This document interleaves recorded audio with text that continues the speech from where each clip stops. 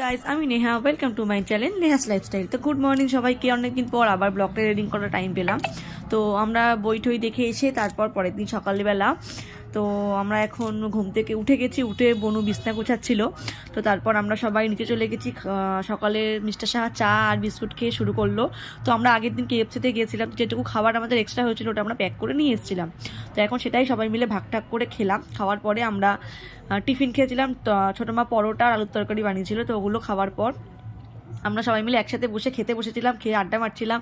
এই যে আমি আর আমার বোনও আমার ভিডিও করে দিচ্ছিল আমাকে। তো এবার আমরা রেডি স্নান করে রেডি হয়ে নিয়েছি। তো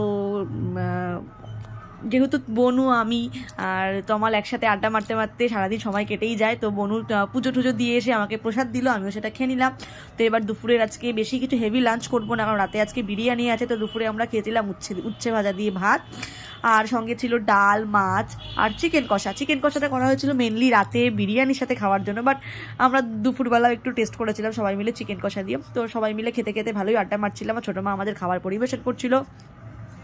তো খাবার দাবার খেয়ে ছোটো মা একটু বাইরে গেছিলো শপিং করতে, মানে আমাদের রাত্রে পরের দিন ট্রেন ছিল, আমরা নাসিক যাব। তো আমরা সেই জন্যই ছোটো মা বেরিয়ে গেছিলো আর আমি ঘরে বিরিয়ানি বানিয়েছিলাম। তো ওখানে কলকাতা স্টাইলের বিরিয়ানি পাওয়া যায় না রায়পুরে, তো ওই জন্য কলকাতা স্টাইলের বিরিয়ানি সবাই খেতে খুব পছন্দ করে। তো ওই জন্য আমি কলকাতা স্টাইলের বিরিয়ানি বানাবো বলে রাতে দুপুরে খুব একটা হেভি কিছু আজকে করা হয়নি। তো পাবদা মাছের ঝোল দিয়ে ভাত তো ভীষণ ভালো লেগেছে, চিকেন কষা। তো এটাই ছিল আজকে দুপুরের মেনু। তো তারপর আমরা একটু সবাই মিলে কোল্ড ড্রিঙ্কস খেলাম। কোল্ড ড্রিঙ্কস খেয়ে আমরা একটু বেরিয়ে পড়েছিলাম টুকটাক কিছু কেনাকাটি করার ছিল আমাদের, সেগুলো করতে। তো বনু, আমি আর তমাল আমরা স্কুটি করে বেরিয়ে পড়েছিলাম। এদিক ওদিকে একটু ঘুরলাম, টুকটাক একটু খাওয়া দাওয়া করলাম। আর ওখানের ফুচকা নাকি ভীষণ ভালো। আসলে আমাদের কলকাতাতে আলু দিয়ে নিরামিষ ফুচকা বানানো হয়, কিন্তু ওখানে ফুচকাতে পেঁয়াজ দেয়। এই জিনিসটা আমার ভীষণ ভালো লেগেছিলো। আর আমি এর আগে দেওঘর গেছিলাম বিহারে, ওখানেও বেশ সুন্দর ভালো খেয়েছিলাম পেঁয়াজ দিয়ে ফুচকাটা।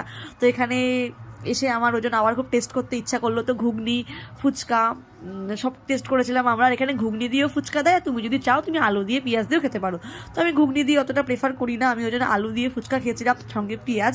আমার তো ভীষণ ভালো লেগেছে, বেশ অনেকগুলোই ফুচকা খেয়ে নিয়েছিলাম। তো সবাই আমাকে বারণ করছিল বেশি ফুচকা খেতে না, কারণ বাড়ি গিয়ে আবার আমাদের বিরিয়ানি আছে। তো বনু, আমি আর তমাল চলে এসেছিলাম ফুচকা খেতে। তো ফুচকা খাওয়ার পর আমরা বাড়ি যাব। বাড়ি গিয়ে মাসিরাও অলরেডি চলে এসছে ততক্ষণে। তো বাড়ি গিয়ে এই যে বিরিয়ানি সার্ভ করে দিচ্ছে, সবাই মিলে একসাথে বসে বিরিয়ানি আর চিকেন কষা খেয়েছি। খাওয়া দাওয়া করে মাসিরা বাড়ি চলে গেছে।